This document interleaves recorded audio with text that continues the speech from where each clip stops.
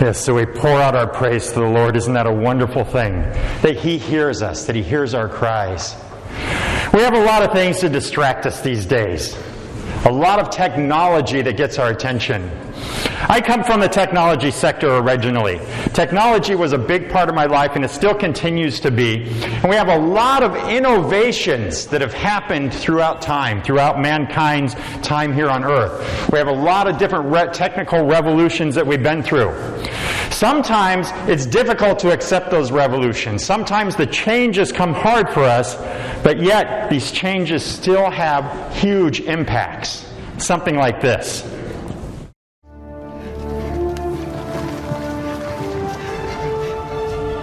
I call it the wheel. I don't think so. What does it do? It rolls. Yeah, so does a bagel, okay? A bagel you can eat. One of the worst ideas I've ever heard. Brother David, behold, the fork. I got 10 forks right here, baby. Am I right? My lord? What is it? A toilet, my lord. A toilet? You expect this court to do its business inside? We're not animals. We go outside like humans. It's coffee. It's new. Oh, it's awful. You don't like it? I'm all jittery and feel like I got a big job coming on. Hancock, you sign first. No king! Gentlemen, have you taken leave of your senses? The people shall have the right to vote. Even the stupid ones? Yes. Stupid people vote? Yes.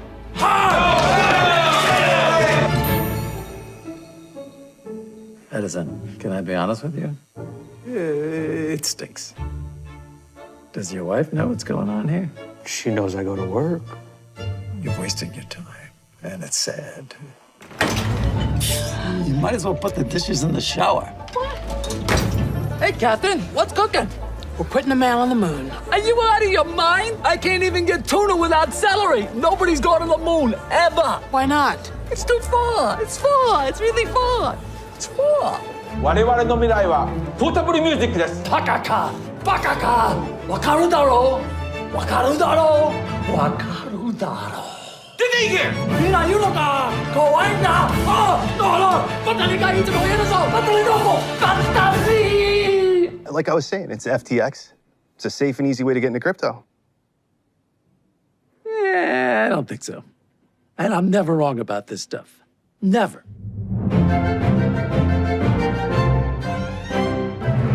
Franklin! Hey, I left my cane in there. What? What do you mean? Hey, that's an expensive cane! So where are you with technology? Do you accept it? We've had a lot of technical innovations happen in the last few years. Huge things that have changed our lives. We're all now living in a virtual world on the internet. We carry smartphones in our pockets that are so many devices that used to be scattered throughout our houses. Now we carry them with them wherever we go. It's possible for us to shop online now without ever leaving the house. We can do our purchasing and have it delivered right to our doors. We have this whole new thing called cryptocurrency. New currencies that are coming out that nobody quite understands, and yet they seem to be what the world is adopting. We've got holograms now. We have people that can appear to us that are dead that now show up as holograms in public events. At the same time, people are able to take videos and manipulate it and make it look like people are saying things that they haven't really said, and we call these deep fake videos. So sometimes our internet is good, sometimes our technology is good, and sometimes it's bad. We have what's called the Internet of Things, where now we have all kinds of devices, not just our computers, not just our telephones, but now refrigerators, televisions, toasters, all of these things connected to the internet and talking to each other. I don't know why your toaster needs to talk on the internet, but that kind of technology is happening. We've got all kinds of robots now that are doing things.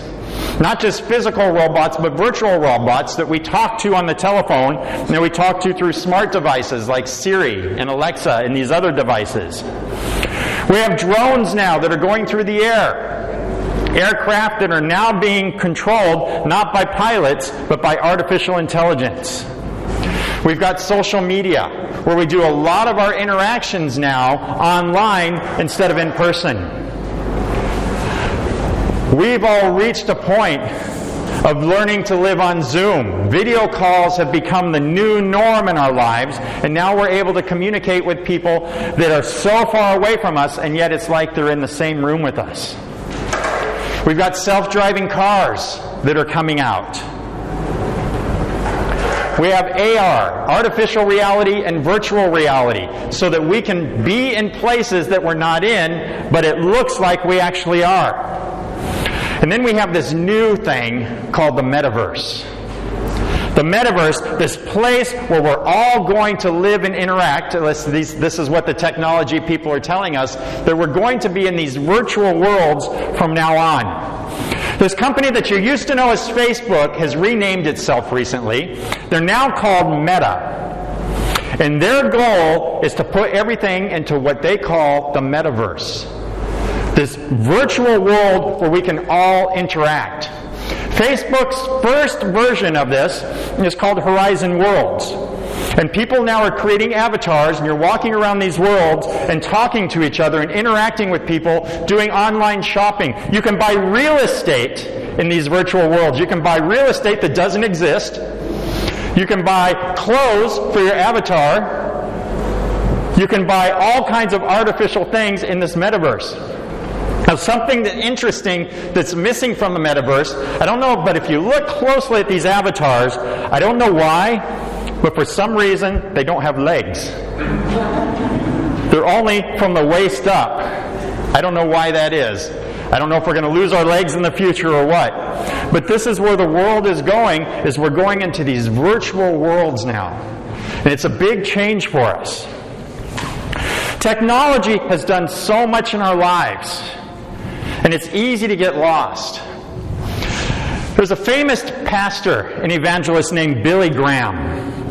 And 25 years ago, or almost 25 years ago, in 1998, he did what was called a TED Talk. He stood in front of a group of people to talk about technology. And this TED Talk was in the Silicon Valley in California. He was talking to the pioneers in technology and telling them what's good about technology and what's bad about technology. And it's interesting because even though he gave this talk almost 25 years ago, it is still relevant today. And I want to share the things that he said today with you. So most of what's going to be shared today is from Billy Graham. I've kind of augmented it and added to it to bring it up into our modern time. But it's talking about technical revolutions. And mankind has gone through several different technological revolutions. We had the Iron Age in 1200 BC, when mankind came out of the Stone Age. Instead of using things made out of rocks and sticks, now we had metal and iron that completely transformed human society. In 1764, about 1764 to the mid-1800s, we had the Industrial Revolution, where we now have steam power that is powering machines, and we have all kinds of factories that are starting up and all kinds of automation, which led us into the technological revolution beginning in 1870, and that went till about 1920, and that's when we automated a lot of processes and a lot of things that we do, where machines began doing a lot of our work. In 1940, up to about 1970, we have the scientific revolution, where we have all these huge scientific breakthroughs that happened and changed our lives. And today, the revolution that we're living through right now is the information revolution, where everything is happening digitally. Everything is happening on our computers. And this has transformed our lives. Social media is something that has happened within all of our lifetimes. And we have seen big changes because of that. And these technological revolutions have changed the way that we do things. Now, believe it or not, Israel had a technological revolution. It happened in one generation in Israel, and it transformed the nation. It happened under King David. As David was king, something spectacular happened. He was a man who was a great leader. He was a man that really knew how to be a good king. He also had God's favor. He was a man, God actually called David a man after my own heart. So he was a man that really pursued who God was. He was brilliant in everything that he did because he looked to the Lord for guidance, and his wisdom came from the Lord. He had a brilliant, he was a brilliant poet. He wrote some great books of poetry that we have today in the Bible. He was also a great philosopher, and he thought about some deep things, and he shared those with us, ways that we can get closer to God and think about God. He was an incredible writer. So much of the Bible came from the hand of David. He was brilliant in all of these things he did. And he was an incredible military leader. And he was able to lead Israel to so many victories, being a military leader and being a great soldier. Now, during the time that David became king, there was the Hittite kingdom. And 2 centuries before David became king, the Hittites discovered something.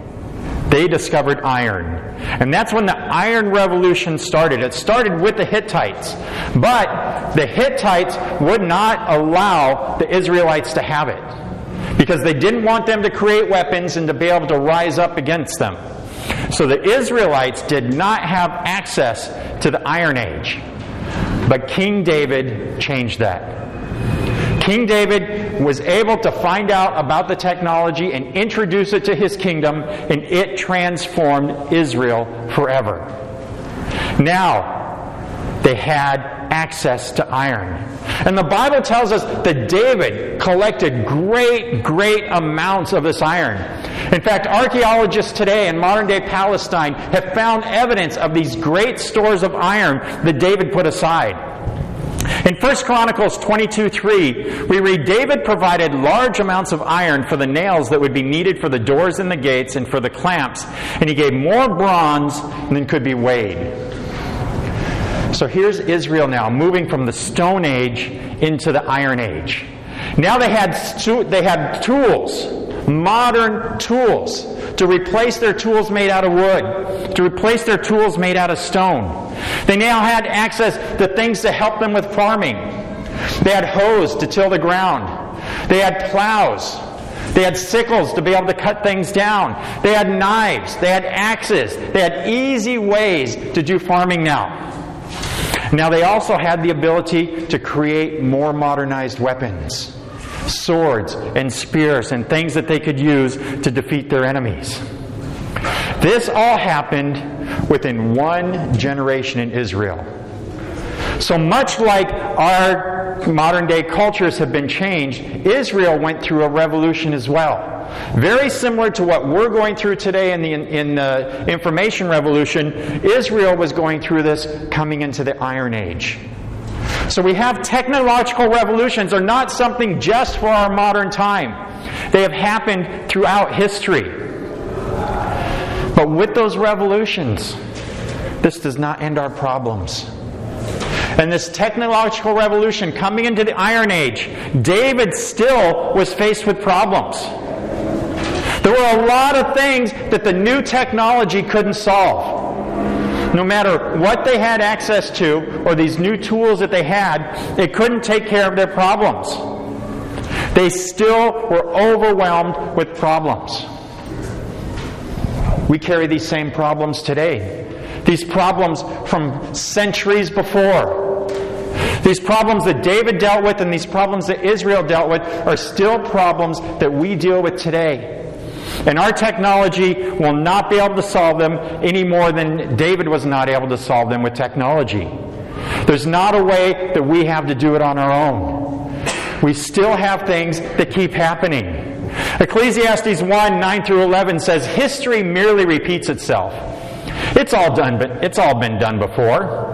Nothing under the sun is truly new. Sometimes people say, here is something new, but actually it's old nothing is ever truly new. We don't remember what happened in the past, and in future generations, no one will remember what we're doing now. That goes for our problems too. None of the problems that we are dealing with today are new to us. We might feel they're new. They might be something that you and I are seeing for the first time, but they are not new to mankind. Mankind has been going through these struggles since the very beginning. Probably the first and foremost problem that man deals with is our own evil. Our human evil. Where does it come from? Why do we have this evil that's here? How do we solve it? How do we get rid of this evil that is wiping out mankind? If you read through the Psalms, David describes this evil over and over and over again. And he talks at great length about the evils that he is witnessing. Those same evils that we are seeing today when we turn on the news, when we read our social media feeds, when we listen to the radio. But he knew that he could still have hope in God. That no matter what problems he was facing, that God was going to be there with him. And he sums this up very concisely in Psalm 23:3. David says, He restores my soul. Even though I'm surrounded by all of these huge, overwhelming problems, even though there's evil all around me, God still restores my soul. David found hope in that. He found hope that God is here with us. When we look at our human evil, and when we look at technology, technology allows us to do incredible things. We can probe the furthest distances of the universe. We're pushing our technology more and more every day and discovering new things and coming up with new ways to do things. We've been able to explore the deepest depths of the ocean. Just a few years ago, there was a submarine. It's called Deep Sea Challenger. And this was designed and created to go to the deepest part of our oceans. It's a place called Challenger Deep, and it's in the Mariana Trench.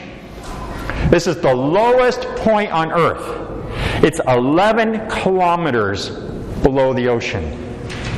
That's how deep our ocean gets. And up until a few years ago, we had no idea what was down there. But with this Deep Sea Challenger, they've been able to go down and see what's there. Believe it or not, one of the first people to do it was James Cameron, the movie director that made the movie Titanic. He went down for the first time to the lowest point on Earth. And this is what he communicated when he got there. He said, "Surface, this is Deep Sea Challenger. I'm on the bottom. Depth is 35,756 feet. Life support's good. Everything looks good. Only now does it occur to me that I might have prepared something more memorable, like one small step for man." He realizes that he conquered a great thing, but he didn't have any big words to say. He just said, "I'm here." We've been to the deepest parts of the ocean. We can now see so far out into the galaxy. Just a few weeks ago, a brand new space telescope was launched. It's called the James Webb Space Telescope. And it was launched on December 25th, on Christmas Day, 2021. Just a few weeks ago. And since that time, it has reached its destination. It's 1.5 million kilometers from Earth. It traveled that fast in that amount of time. Can you believe that? And it's opened up its arrays, its infrared arrays, and now it can see further than mankind has been able to see in space before. It's 100 times more powerful than the Hubble telescope, which we had out there. Scientists say that we can now see 13.7 billion light years away. That's how far this telescope can see. So we're able to do things that we haven't been able to do in the past. We've been to the deepest parts of the ocean. We can view the most distant galaxies there are. But that doesn't solve our problems. There's still something wrong with mankind. We still have this human evil. And we see this evil manifesting itself day after day after day. Right now, our news headlines are being covered with this conflict that's happening in the Ukraine, with Russia lining up its troops. Do we have a new war that's about to start? Why is this happening? Why do we have wars? Why is mankind constantly fighting and struggling? It happens in every generation. We've never had a peaceful generation where there has not been war someplace on earth. Every single place on earth has been affected by war. Nobody is free from war. Wars happen everywhere. We have revolutions. We have coups d'etats. We have unrest. We have all of these problems with war. Why? Why do we have wars? Why do we have these conflicts? Why can't we just get along with each other? What's wrong with us? Why can't our technology solve these problems? We're fighting with people from other cultures. We argue with people that have different viewpoints than we do. And we treat them bad because they see things differently than we do. We have tremendous battles, even within our own families. The people that we're closest to, and the people that we love the most and love us the most, we're fighting with them too. Why can't we just get along? We're spiraling out of control. We're constantly locked in this self-destructive nature. It doesn't seem like there's any way to break this cycle. What can we do to get ourselves out of this? How do we change man? Why is man like this, and how can we change man? How can we change ourselves so that we don't lie to each other? How do we change ourselves so that we don't cheat each other, so we don't deceive each other? What do we do to take away the fraud, the lies, the problems that we're going through continuously with mankind? You see, the problem is with us ourselves. The very heart of mankind. That's where these problems start. It's within our hearts. But it goes even deeper than that. It goes into our souls. Why do we have this problem? Because we're separated from God. When we're apart from God, these problems happen. God created us to be in union. God created us to be in a close state with Him. And when we walk away from Him, that's when our hearts turn bad. Because we're not living out what we were created to be. We need to have the very core of us. We need to have our souls restored so that we can move forward. And that's nothing that we can do. No matter what we develop, no matter what technological revolutions we have, we will never be able to do this on our own. We will never be able to change our souls. We will never be able to change our hearts. Only God can do this. In Matthew 15, 19 through 20, Jesus said, "From the heart come evil thoughts, murder, adultery, all sexual immorality, theft, lying, and slander. These are what defile you."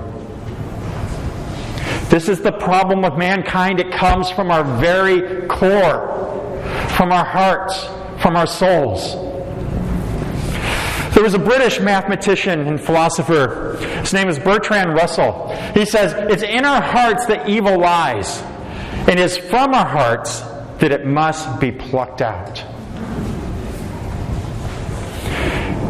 even the scientists, even the great minds of our modern days can see that the problems that we're dealing with, come from our very core, from our hearts.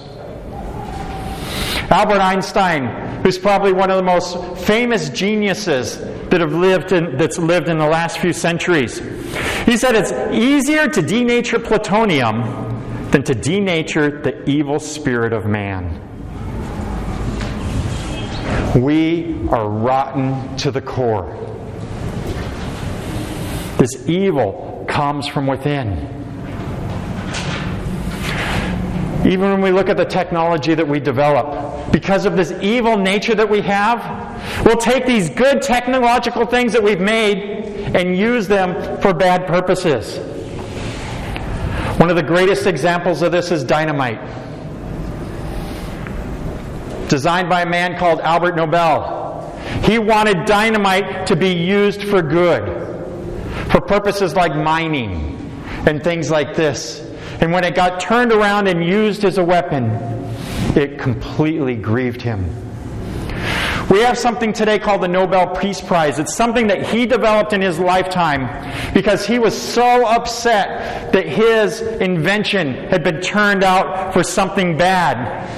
He said, I want to award people a great prize for doing something to bring mankind peace. Instead of taking good things and making them bad, let's find ways to take bad things and make them good. And we still have this Nobel Peace Prize because he was so grieved at what happened to his invention with dynamite. The internet is used for so many good things, and yet it's also used for a lot of bad things. Today we have identity theft, where people are stealing our identities digitally and on the internet. These online identities were created to make things easier for us so that we could shop online, so that we could do things online. But now it's being turned and used against us. Sometimes even the simplest technology can be used in bad ways and do great harm. Good example of this is a lot of bombs today are created with something as simple as ammonium nitrate fertilizer. Something that was created by science to help our crops grow. And because of the evil of mankind, we've taken that invention of something to help us produce food and learn how to do great destructive things with it. Our computers. Just creating some simple computer code can do great disaster. Can wipe out our computers, can wipe out our data with these simple, small computer viruses. A box cutter, a razor blade, a tool just to slice open boxes was what was used to bring down the airplanes in 9/11 with that great disaster. A very, very, very simple piece of technology brought devastating consequences. Putting a bomb in a shoe seems like a silly, crazy idea, doesn't it? And yet one man tried it several years ago, and because of that, to this day, we all have to take off our shoes every time we go through the airport. Because such simple technology was used to do bad things. But it's not the technology that's the problem. The technology itself is not inherently bad. The problem is us. The people using it. We're the ones that are bad, not the technology. When we look back at King David, he looked at himself. He searched his soul. And when he searched his soul, he said that he found problems that he couldn't get away from himself. He saw the evil in him. Even though God said he was a man after his own heart, David still searched himself and found problems that he couldn't solve. And we look at David and all the things that he had available to him. He was not free from the sin of lust. He committed adultery. He took another man's wife. And not only did he take another man's wife, he had the man killed for his sin. David was not able to overcome the evil himself. But he knew that he could find forgiveness from God. He knew that God could see beyond the sin that David had created. And again, when we look in the 23rd Psalm, we come back to that verse, He restores my soul. Even when I've done something in such great violation, God can restore me. God can take this evil out and make me a new person. He restores my soul. We are more than a body. We can see our body, we can touch our body. That's the easiest thing to think about. We know we can think. We have a mind. And so we focus on our body and our mind, and this is what most of the world sees. But that's not the complete equation. We are so much more than that because we have a soul as well. And much of the world does not acknowledge this soul, and this is where the problem is. We're only looking at our mind and we're looking at our body. We're not looking at our souls. Our soul is something that's way deep down inside of us. Science will never be able to see it. Science will never be able to prove it. We will never understand what the soul is. It's something very unique and something very special that God has given to every one of us. And because of that, we have a longing for more. Our soul is crying out because our soul needs this connection to God. Our soul is designed to connect us to God. But when we take out that connection, we have a terrible, terrible loss. We're missing something. And there's no technology that we can ever develop that will be able to satisfy that longing that we have. Our soul is crying out. Our soul is asking, what is the meaning of life? Why am I here? It's looking for something beyond our life. There's got to be something more than what I can see. Our soul is searching for God. That's what every person is longing for. But much of the world is not aware of it. Everywhere, people are looking. They're searching because of this hole in their soul. Doesn't matter where you're from. Doesn't matter what walk of life you're from. Doesn't matter where you live in the world or where you've come from in the world. Doesn't matter what language you speak. It doesn't matter what people group you're from. Every single person on earth has this need. And every person is searching to fulfill this. Everywhere, people are asking the same questions. Where did I come from? Where did I come from? How did I get here? Why am I here? There's got to be a purpose for me to be alive. Where am I going to go? What happens after this? Where am I going? What's my life all about? This is what mankind has been struggling with since the beginning of time. And with our technology, we're trying to answer these questions, but it's not possible with our technology to answer these questions because the answer is not in our technology. Thomas Edison, the man who invented the light bulb, the phonograph, the movie projector, the movie camera, so many inventions. He said, when you see everything that happens in the world of science and in the working of the universe, you cannot deny that there is a captain on the bridge. Thomas Edison was not a follower of Christ.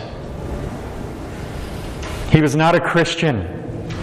And yet, he acknowledged when he looks at everything that he sees that there has to be somebody running everything. that this evil, there has to be something more than this. Another problem that David was dealing with that we still have today is human suffering. Wow, we have a lot of this. We're surrounded by it. When we look at the book of Job, which Bible scholars tell us was actually the first book of the Bible written. It's the oldest book in the Bible. When we look back at something Job said in Job 5:7, he said, "People are born for trouble as readily as sparks fly up from a fire." We're all going to have problems. It's part of being human. Suffering is part of what it means to be human. Thankfully, science has been able to reduce some of this, but not eliminate it. We don't have all the answers to end human suffering. Scientists are looking, but they can't find it. They've been able to reduce it, but sometimes the reduction can actually lead to greater problems. Sometimes in our quest to end this, we actually make things worse. There's an example of this happening in my home country, in the United States. People are going through a lot of physical suffering with pain. And so there have been pain medications developed to help man deal with the suffering when he has physical pain. And it's happened through opiates. And there's been new developments in the opiate world. But this has led to a new crisis. That there's now an epidemic in the United States of opioid overdoses, of opioid overuse, of people being addicted to this drug. This drug that was supposed to help them has now become a monkey on their back that they can't get rid of. That sometimes the things that we look to for solutions actually create bigger problems. Science doesn't have all the answers. Today, our societies are still suffering. We have not been able to eliminate it. We still have poverty. And we are no strangers to seeing poverty here in Mali. We see families that are constantly fighting and self-destructing, of people tearing themselves apart. Our closest friends will betray us. We'll lose these relationships that are so important to us. We've got these incredible pressures on us all the time. Not just physical pressures, but psychological pressures that are constantly pushing down on us.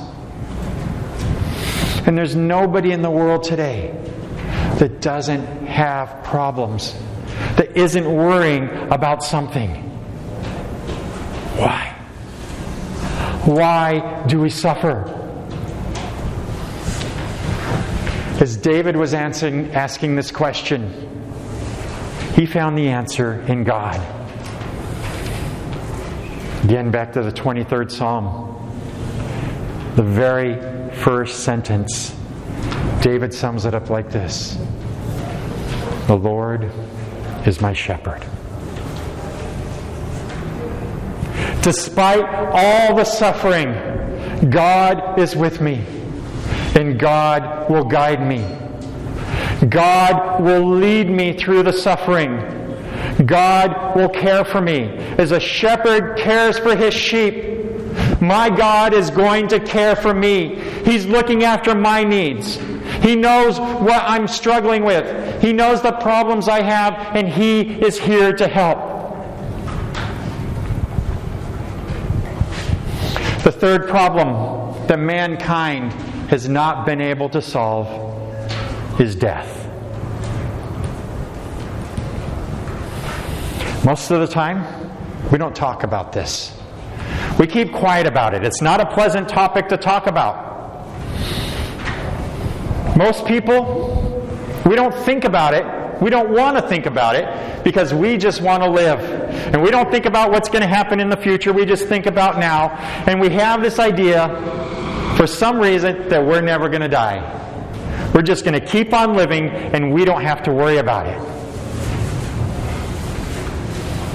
No matter what kind of technology we develop, we're not going to be able to overcome this.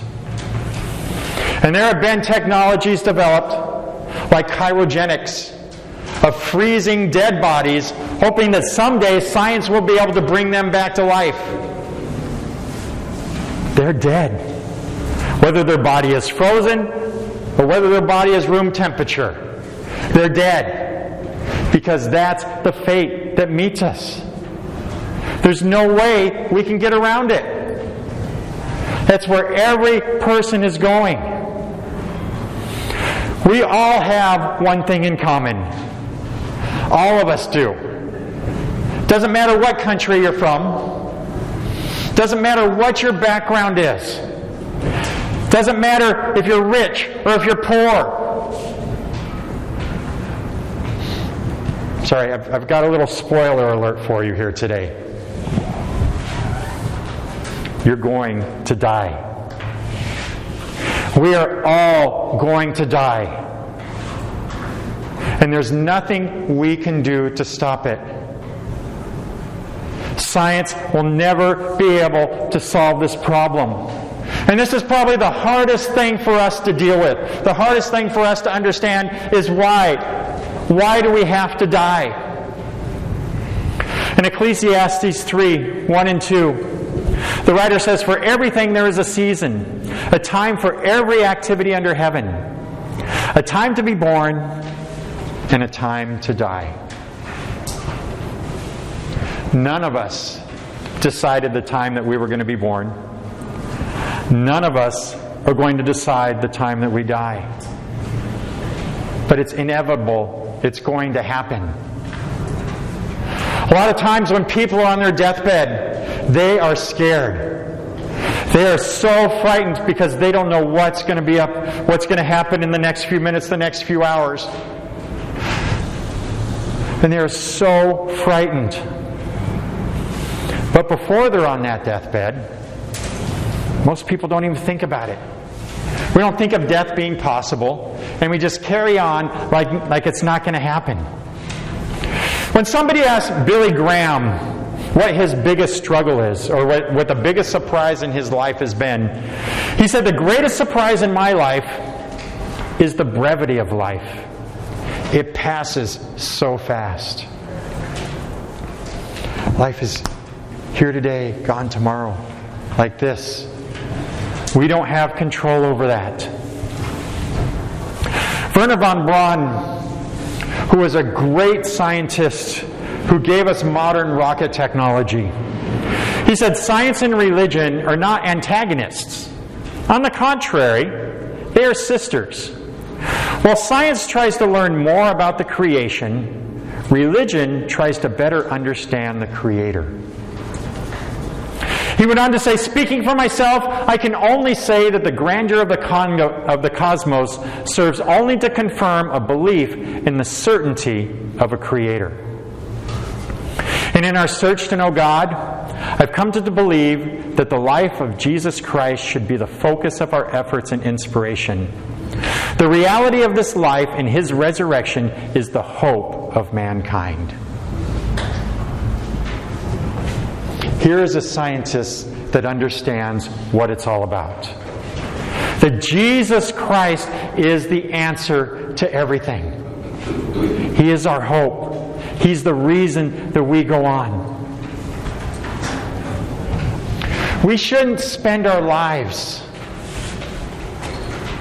living and regretting what happens when we die. When we die, we should feel good about the life that we lived. Blaise Pascal, who was a mathematician and a scientist, he lived in 17th century France.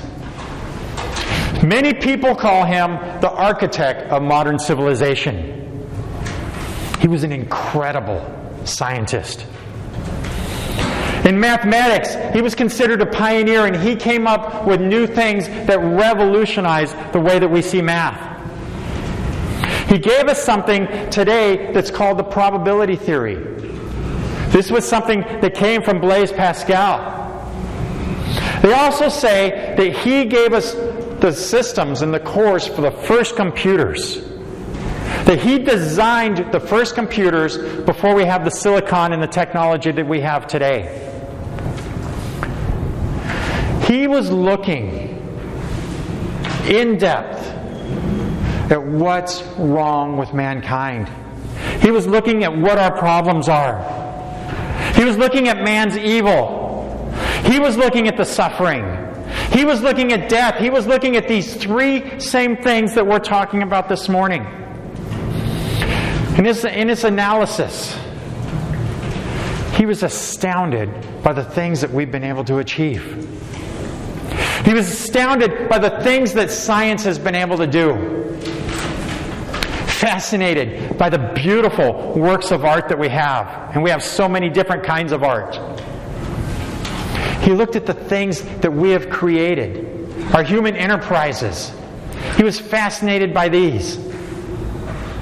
And yet, in all of these things that we've created, he recognized that we have other things too that are bad. Blaise Pascal recognized that we have problems with anger. We have problems with hypocrisy. We have problems with self-hatred. We are evil to the core. And yet at the same time, he saw that not only do we have all these bad things, but mixed into all of that, there's a little bit of genius. Sometimes there's self-delusion, where we think more of ourselves than is there. And on the 23rd of November, in 1654, Blaise Pascal made the most important discovery of his life. He had an incredible religious experience. And he had an opportunity to write about it in his journal. And if we go back to his journals, we read where he says, "I submit myself absolutely to Jesus Christ, my Redeemer." In all of the things Blaise Pascal discovered, in all of the analyses that he did, he summed it up by saying, "I submit myself absolutely to Jesus Christ, my Redeemer." He knew that Jesus is the answer to everything. He knew that Jesus was the one that was going to rescue us from all that we've done. 2 centuries later, there was a historian that said this about Blaise Pascal. He said, "Seldom has so mighty an intellect submitted with such humility to the authority of Jesus Christ." And how true that is today.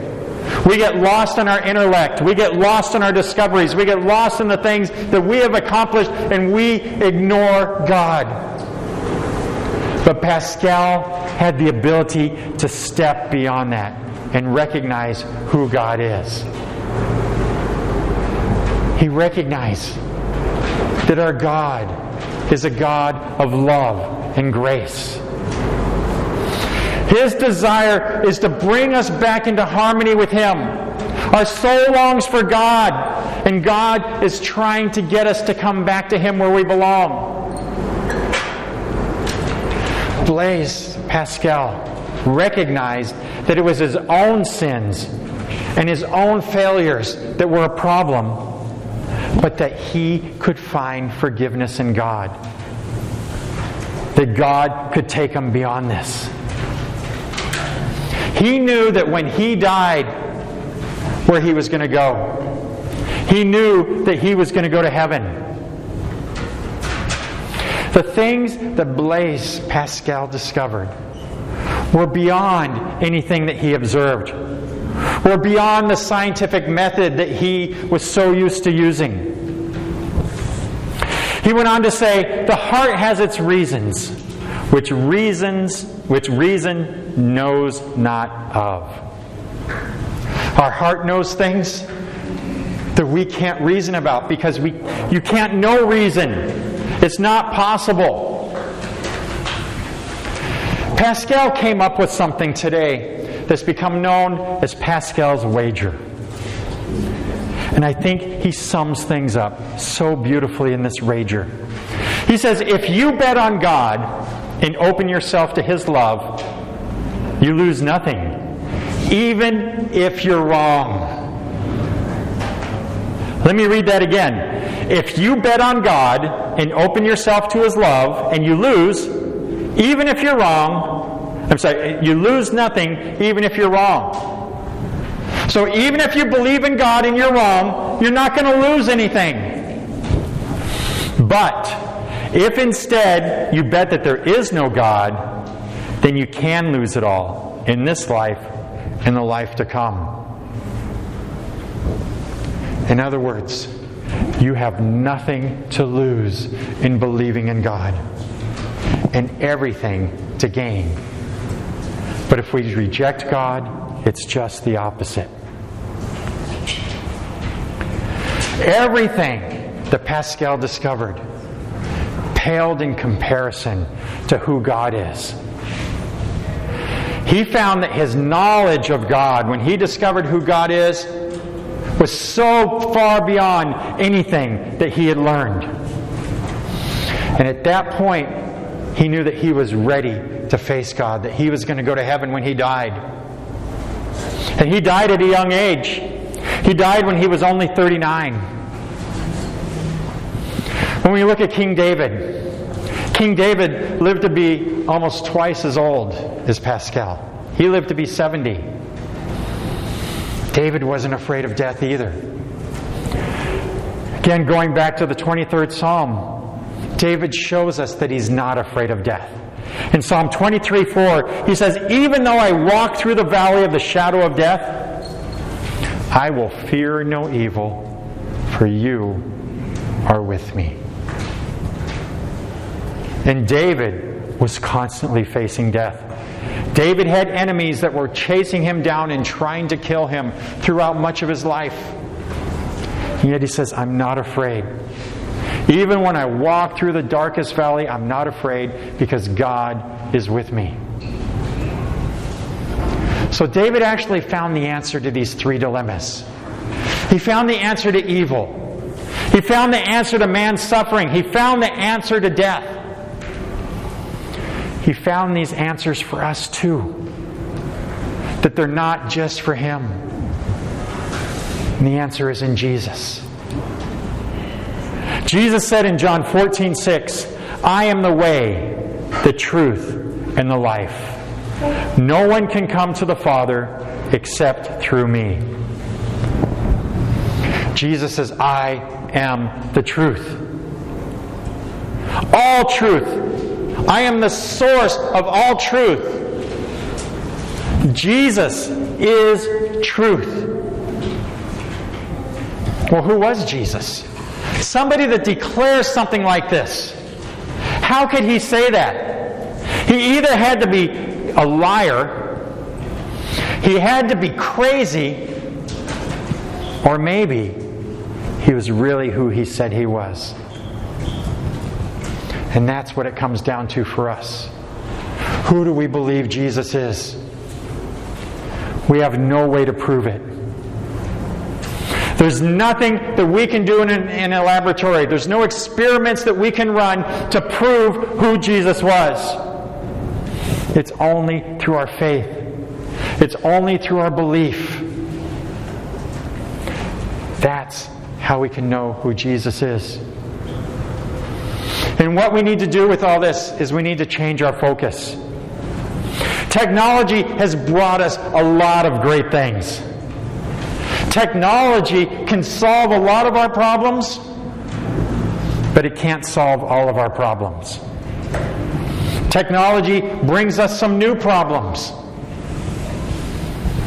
Technology has an incredible way of taking our focus off of God and distracting us from Him. We need to stop looking down at our screens and start looking up to heaven. We need to look there because that's where our Savior is. In 1 Timothy 4:10, we read, "This is why we work hard and continue to struggle. For our hope is in the living God, who is the Savior of all people, and particularly of all believers." Jesus is our hope. Jesus is the answer to our evil. Jesus is the answer to our suffering. Jesus is the answer to death. All we have to do is believe. All we have to do is follow. Let's pray. Lord, thank you. Thank you for rescuing us from our own discoveries where we think that we're the center of the universe. Lord, may we turn our eyes off of ourselves and look to you instead. May we come to know you in a new and more intimate way. May we see you as the answer to all of our problems. Every single one of them. There's not a problem that we have that you shouldn't be the first person that we go to about. Lord, thank you. Thank you for these truths, and may we live these out in all that we do. In Jesus' name, amen. At the bottom of your page are some reflection questions this week. I want to invite you to think about these in your quiet time, or if you have somebody to talk to about these. First one is, how does technology affect you? How have you benefited from technology? How does it work for you? How is human evil affecting you? How is evil touching your life right now? Are you going through suffering right now? What kind of suffering are you facing? What kind of suffering are you enduring right now? When you look at death, how do you see it? What does death mean to you? Is death something you fear? Or is death a bridge to coming face to face with your Savior? Are you afraid of it? Or are you embracing it? And then what are you going to do this week to start looking to God to be the solution to all of your problems? He is our answer. He is our Savior in all things. And to Him we should look up for all of the answers.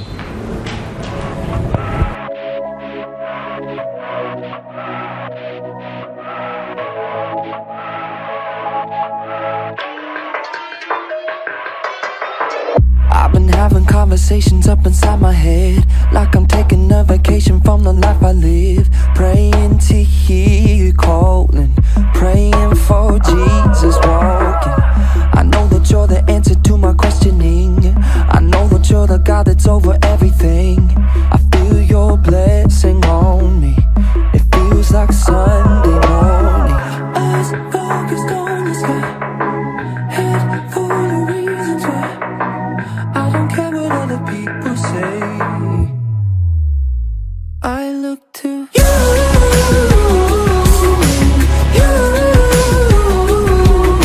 In every situation, you're the lock that I would choose. Every situation, every second I look to you.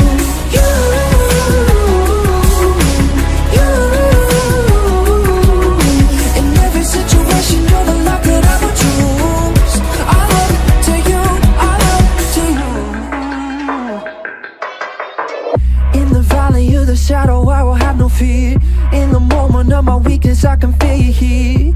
You're always close to me, with everything I need. I see it lighting up the dark until it disappears. I feel you raising up my life into the stratosphere. You're always close to me, with everything I need. Eyes focused on the sky, head full of reasons why.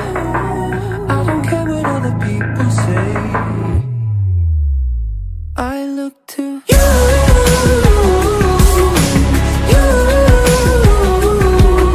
In every situation, you're the lock that I would choose. Every situation, every second I look to you.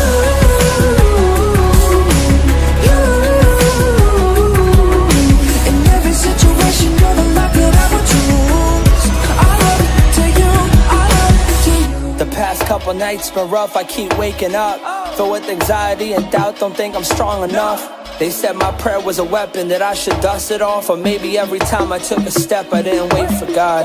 I don't know, but if I'm weak I know that He is strong. He sees it all, the hurt inside of me that keeps me numb. And if I keep this unforgiveness, how do I move on when it was His Son who took the cross for me where I belong?